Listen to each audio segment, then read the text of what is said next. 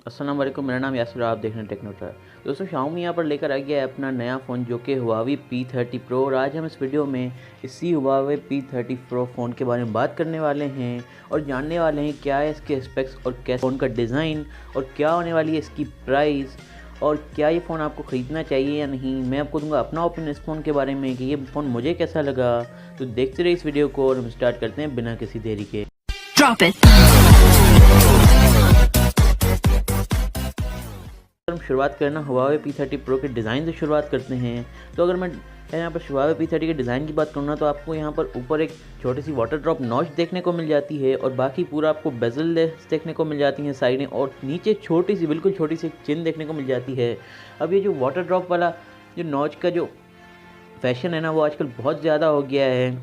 मतलब हर smartphone brand water drop notch ही दे रहा है, क्योंकि वाटर ड्रॉप नॉच एक अच्छी चीज़ है। और यहाँ पर एक नई चीज़ भी है नॉच में, वाटर ड्रॉप नॉच काफ़ी खूबसूरत लगती है आपके फ़ोन में। और अगर मैं इसके बैक पैनल की बात करूँ तो बैक पैनल में आपको पूरा ग्लास देखने को मिल जाता है और इसमें आपको जो है पीछे कैमरास देखने को मिल जाते हैं 3, और यहाँ पर Huawei की जो है ब्रांडिंग में देखने को मिल जाती है। और यहाँ पर अब हम स्टार्ट करते हैं इसके स्पेक्स के बारे में बात करते हैं।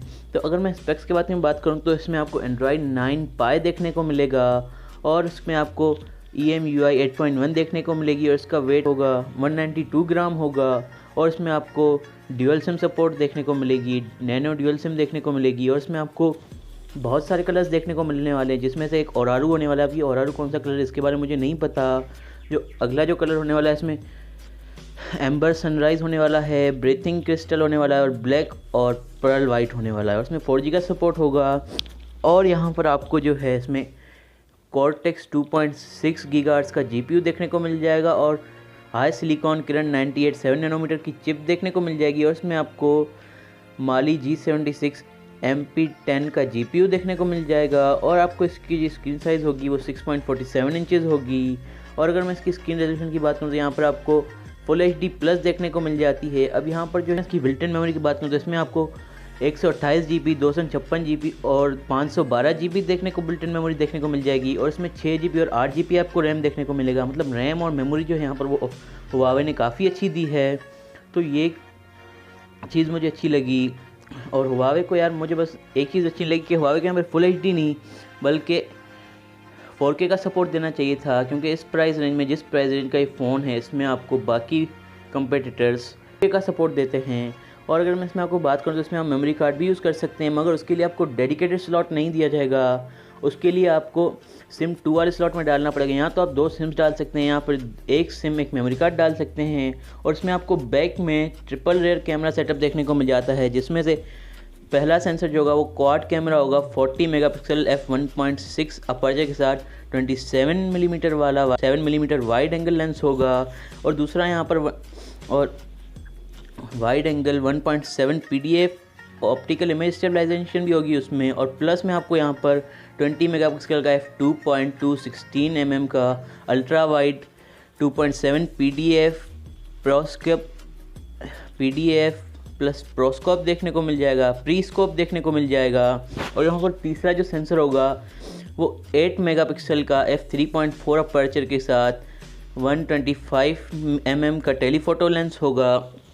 और इसमें आपको 5x ऑप्टिकल जूम देखने को मिलेगी। और यहाँ पर जो है आपको OIS मतलब ऑप्टिकल इमेज स्टेबलाइजेशन PDF और TOF 3D कैमरा का भी सपोर्ट देखने को मिलेगा। मतलब और इसमें आपको dual LED dual flash tone भी देखने को मिलेगी। तो यार यहाँ पर जो है मुझे Huawei का कैमरा जो है पीछे बहुत अच्छा लगा। ये जो फ़ोन होने वाला है ये पूरा मतलब कैमरा बेस्ड होने वाला है। इसमें आपको अच्छा कैमरा मिलेगा, मतलब इसका जो कैमरा होगा वही इसका मेन पॉइंट होगा, मेन सेलिंग पॉइंट होगा। और अगर मैं फ्रंट कैम की बात करूँ यहाँ पर तो फ्रंट में आपको एक ही कैमरा देखने को मिल जाता है, जो कि 32 मेगापिक्सल f2.0 अपर्चर वाला वाइड HDR लेंस होगा। मतलब इसका ये जो फ़ोन होने वाला है ना, इसमें आपको कैमरा भी इसका मेन सेलिंग पॉइंट होने वाला है। इसमें और कुछ ना कुछ खास शायद ना भी हो, लेकिन जो इसका कैमरा होगा ना वो यहाँ पर मेन सेलिंग पॉइंट होने वाला है। इसमें जो है 2160p पर 30 fps पे वीडियो रिकॉर्ड कर सकते हैं और 1080p पर 60 fps भी रिकॉर्ड कर सकते हैं। और जो 720p होगा उस पर आप 960 fps तक रिकॉर्ड कर सकते हैं। और इसमें आपको ब्लूटूथ 5.0 वर्जन देखने को मिल जाएगा। साथ साथ इसमें आपको 3.1 टाइप सी देखने को मिल जाएगी। तो ये मुझे एक अच्छी बात लगी कि आपको 3.1 USB टाइप सी देखने को मिल रही है। तो यहाँ पर जो है Huawei बाजी मार गया, मतलब Huawei ने USB टाइप सी दी है 3.1। तो ये एक अच्छी चीज़ है, इससे आपका फ़ोन और भी ज़्यादा तेज़ चार्ज होगा।